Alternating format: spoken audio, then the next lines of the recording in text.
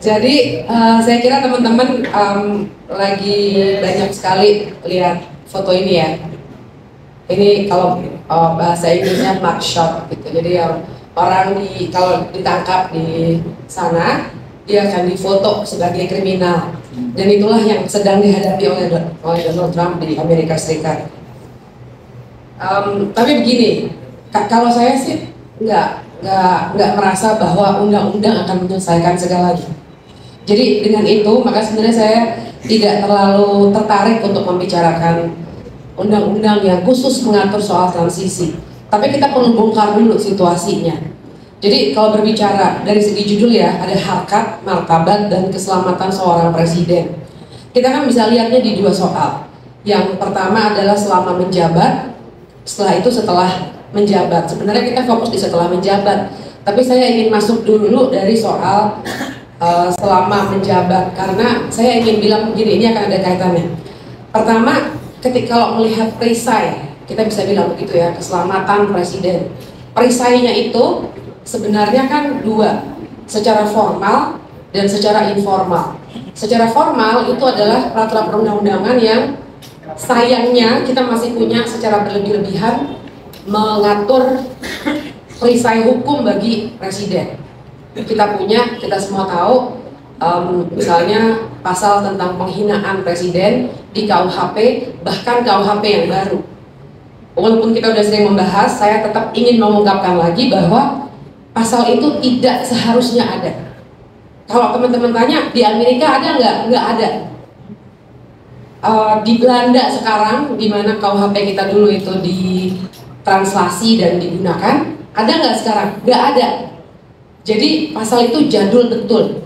Waktu KUHP pada tahun 1917, bayangkan, udah 200 tahun yang lalu ya, 100 tahun yang lalu maksud saya, itu dibuat dalam sebuah konteks di mana raja-raja dan ratu-ratu Belanda itu sedang dalam posisi yang tidak menguntungkan atau bahkan mengerikan buat mereka. Mereka sangat khawatir mulai banyak revolusi mengikuti revolusi Bolshevik, dan kemudian mereka ingin melindungi raja-raja dan ratu-ratu di Eropa itu, sehingga KUHP mereka, kita kan turunan dari Belanda nih, KUHP-nya tradisi Napoleon ya. Jadi mereka bikin pasal seperti itu untuk melindungi raja-raja dan ratu-ratu jangan sampai dipotong kepalanya oleh atau dalam revolusi. Nah, dibawalah ke Indonesia sebagai tanah jajahan Belanda. Tapi yang diatur tentu saja larangan untuk menghina Ratu Belanda waktu itu. Begitu diterjemahkan, fast forward ke tahun 1945, nggak pernah ada terjemahan resmi dari pemerintah Republik Indonesia. Kalau anak hukum tuh pakainya R. Susilo segala macam, nggak ada terjemahan resmi. Diterjemahkanlah, dianalogikanlah Ratu Belanda dengan presiden. Jadi konteksnya sudah hilang sama sekali, nggak perlu sama sekali. Apakah masih ada di negara-negara lain? Ya ada. Namanya Leste Majeste, misalnya di Thailand, yang punya raja. Kalau kita nggak punya raja. Nah, jadi kalau misalnya ada orang menghina Presiden Trump misalnya, atau Perdana Menteri di Jerman atau di Inggris, gimana? Dia bisa kena perdata, atau bisa kalau presidennya mau, biasanya sih nggak mau, atau ya didiamkan aja. Trump itu dibenci, dibikin kartun, saya sampai pernah mungut karena dibagi-bagiin waktu di Amerika, buat anak-anak tuh coloring book gitu untuk mewarnai, isinya itu hinaan-hinaan buat Donald Trump karena dia begitu dibenci di beberapa daerah. Di beberapa daerah lain dia dipuja-puja ya dengan MAGA. Tapi terus orang-orang yang bikin kartun dan bagi-bagiin itu dihukum nggak? Nggak dipidana. Kalau Trump mau, bisa aja digugat perdata. Tapi pada umumnya presiden nggak ngurusin yang kayak gitu.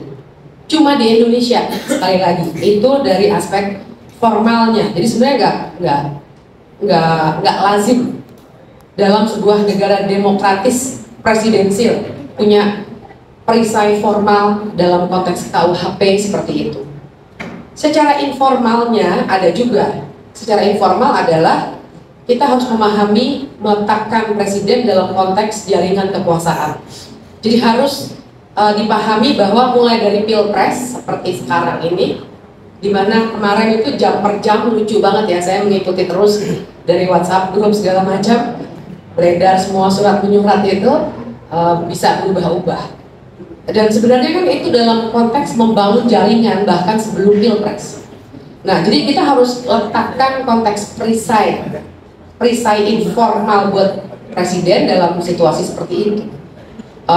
Mulai ada political bargaining dan lain sebagainya, dan kemudian waktu menjabat di luar soal koalisi-koalisi yang sudah dirintis sejak pilpres, jangan lupa ada juga DPR yang memilih jabatan-jabatan publik seperti KPK, ya kan?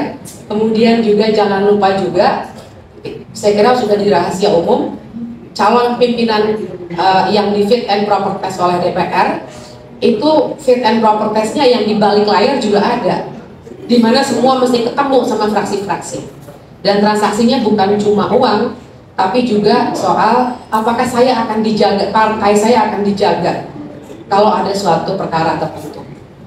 Tapi ada lagi yang satu lagi, juga fakta bahwa penegakan hukum kita itu sangat politis. Saya kira di kepala kita semua pasti sudah terbayang pas saya ngomong gini, tapi izinkan saya mengingatkan lagi suatu gambaran di mana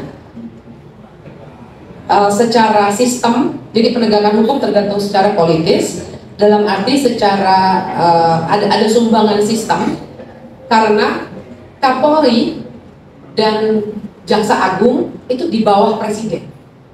Jadi sumbangan sistemiknya ada. Presiden akan punya kontrol yang langsung kepada Kapolri dan Kejaksaan. Saya sebut dua lembaga itu karena dua lembaga itulah dalam konteks hukum acara pidana yang akan melaksanakan prosedur sebelum sampai ke pengadilan. Bukannya nggak menyebut yang lain, tapi dua itu adalah aparat penegak hukum. Secara sistemik memang ada langsung di bawah presiden, dipilihnya oleh presiden, bahkan Jaksa Agung itu juga dianggap bagian dari kabinet.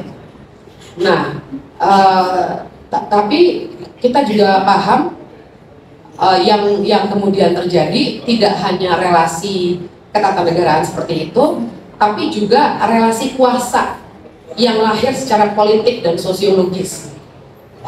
Dalam arti misalnya ketika, kalau teman-teman ingat, Jaksa Agung misalnya baru-baru ini mengeluarkan pernyataan dia akan menyetop, saya nggak setuju ya dengan pernyataan itu, dia akan menyetop semua kasus yang terkait dengan caleg loh dan presiden.